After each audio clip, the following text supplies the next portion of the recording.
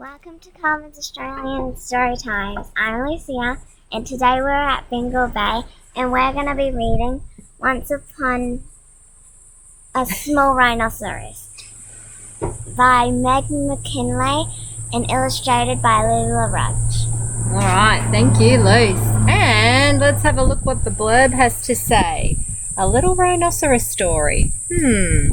Once there was a small rhinoceros who wanted to see the big world, like this big ocean behind us, Luce. Yeah. And a rhinoceros in a boat. Who'd have thought? Let's see, are you curious? Very. I'm very curious. Look, he's got his eyeglass or binoculars. Usually if it's one, it's an eyeglass. Sorry, Luce, I'm blocking you out here so we can see the book. Once there was a small rhinoceros who wanted to see the big world. He's very curious about things. Are you curious about things? Every day, boats sailed past on the nearby river. They brought smells and sights and sounds from faraway lands. And the small rhinoceros dreamed. He wants to know where all those things come from. Around her, the other rhinoceroses wallowed in the mud and bathed in the sun.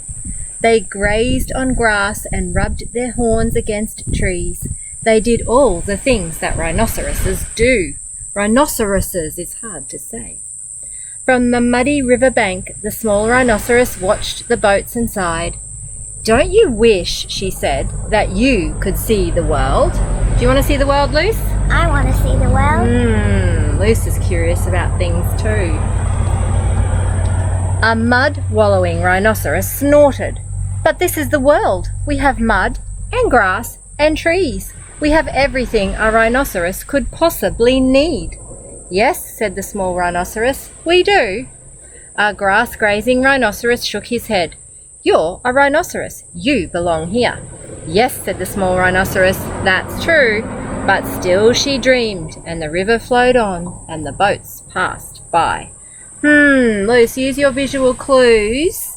What are you thinking? What are you inferring from what she's wearing and what she's holding?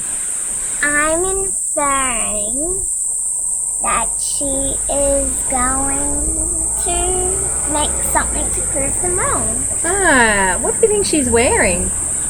I think that's a life jacket. She's up to something. Have you figured it out yet? Until one day, Luce, think you could be right.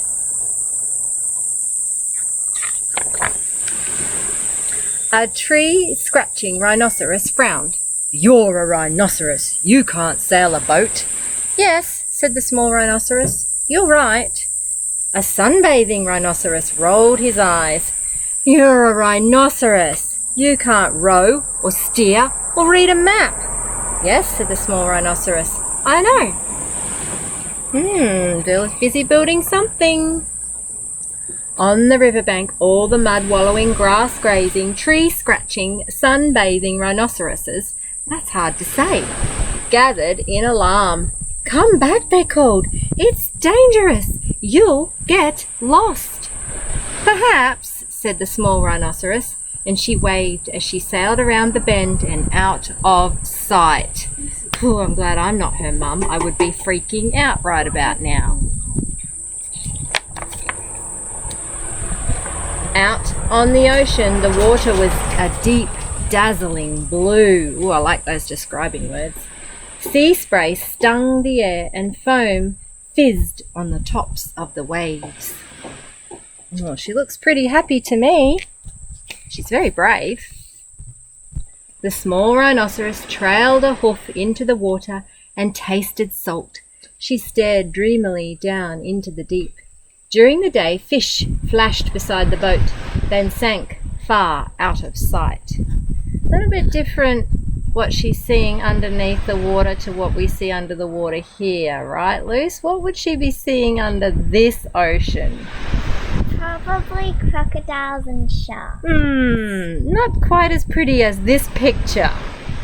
At night, stars floated on the ocean's dark surface.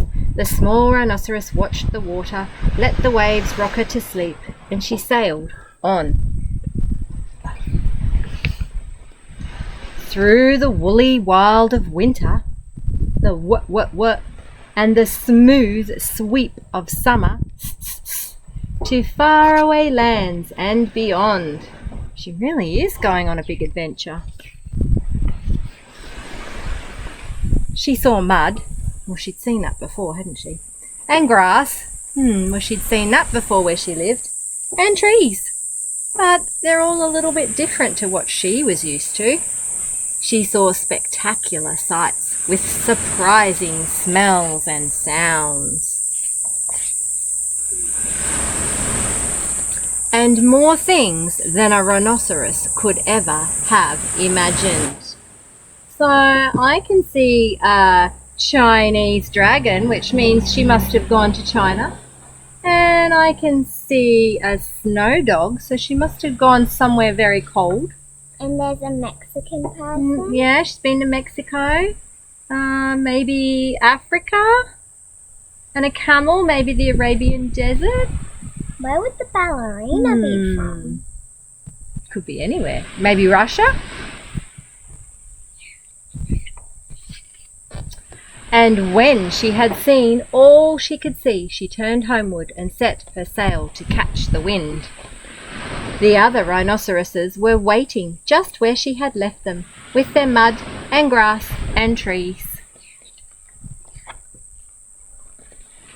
She told them about the things she had seen and smelled and heard. Wasn't it strange, they asked. Yes, said the small rhinoceros. And scary? Sometimes. That's what we thought. They turned back to their mud and grass and trees.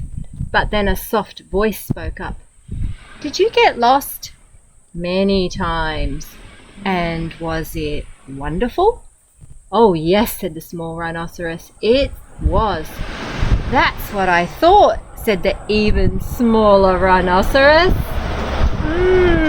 So her curiosity has sparked baby rhino's curiosity. And look, he's got a camera. So I think he's going to go on an adventure and take some pictures. Let's see. That's what Luce is predicting. Do you think she's right? Let's have a look.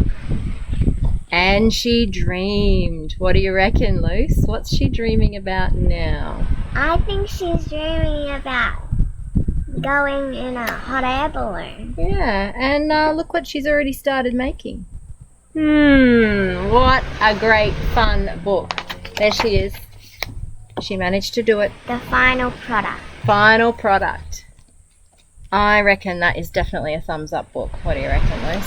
Thumbs up. Yes. Thank you for joining us on Carmen's Australian Storytime. And don't forget to smash the like button and subscribe. Thanks, Samo. Bye for now. Bye.